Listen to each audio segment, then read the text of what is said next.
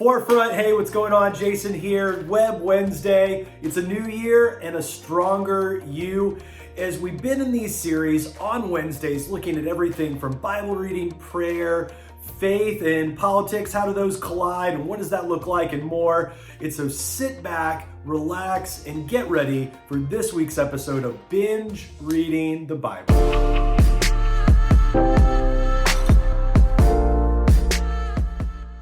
Have you ever spaced out in a moment where just maybe it's sitting around with people, whatever, where you kind of forget everything that's going on because you're almost in your own head? Or maybe this one, where you get in the car from an event or leaving from work and you pull into the driveway and you look around and you're like, I actually have no idea how I made it from where I started to home. I hate to admit it, but there's been a couple times in my life where I've actually pulled into the driveway and done that very thing where I just look around like, I don't remember driving home because there was so much on my mind. Maybe I was exhausted. Maybe there was a lot happening.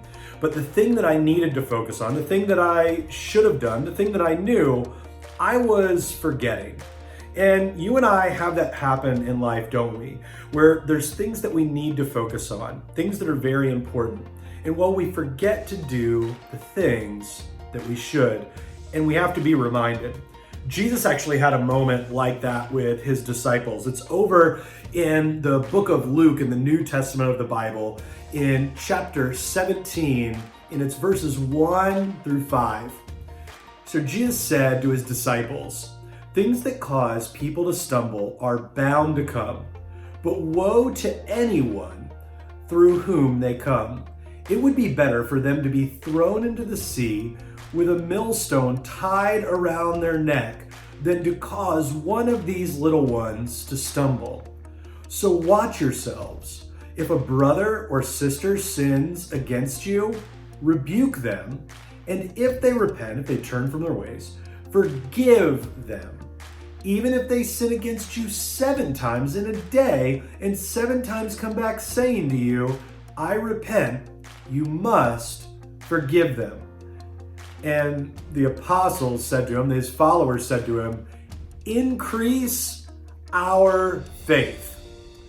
Now, they heard that account and they're like, oh, okay, there's definitely been times that we haven't forgiven. And there's definitely been times where we've been on the other end of that, where we've done wrong. And we would hope that somebody would forgive us. We hope that you would forgive us. And well, it's all starting to settle in that, man, there are things that you've taught us, things that you've said to us. And well, we just get sidetracked and we forget. We forget what it's like to forgive others. We forget what it's like to care for people. We forget what it's like to love like you, Jesus. And I have those moments where I fall into my old ways, where I do things that I regret, and maybe you're like that too. But what I love about God is that he takes all these little pieces along the way to remind us about what's true about him. And I wrote this down to kind of help us for this week together, that God uses everyday moments to grab our attention and to turn us back to him.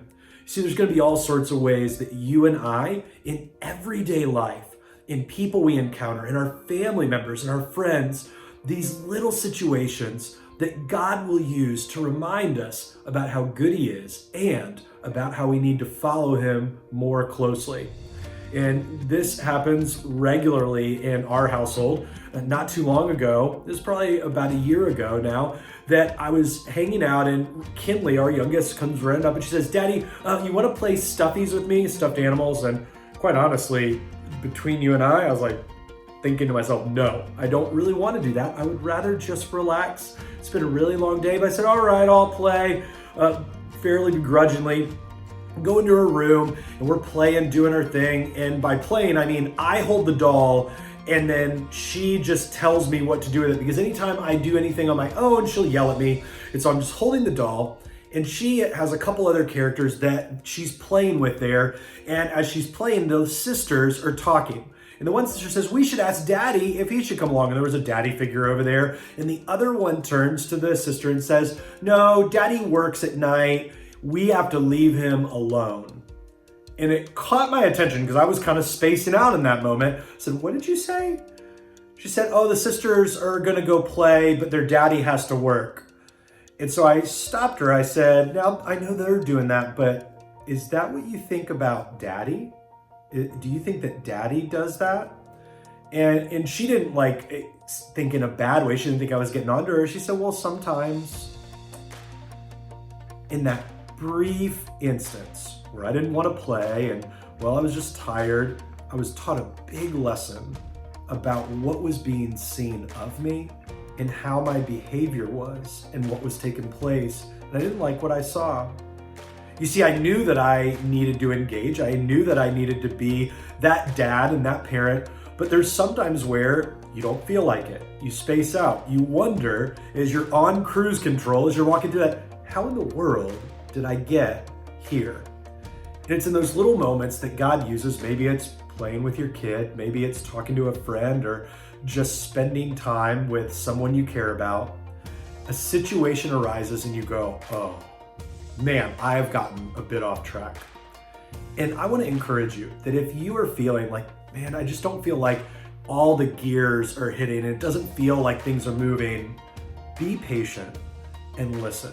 Look for the moments, or as me and some of my friends say, look for the signposts. These moments along the way, these little signs that show you your way back to God. And one of the best ways to do that is to be able to engage the Bible, to be together in community, to be able to pray to God. All these different pieces come together to reinforce what God desires for you and I, to be more like Him, to love people like Jesus. And we want to help you with that in the new year.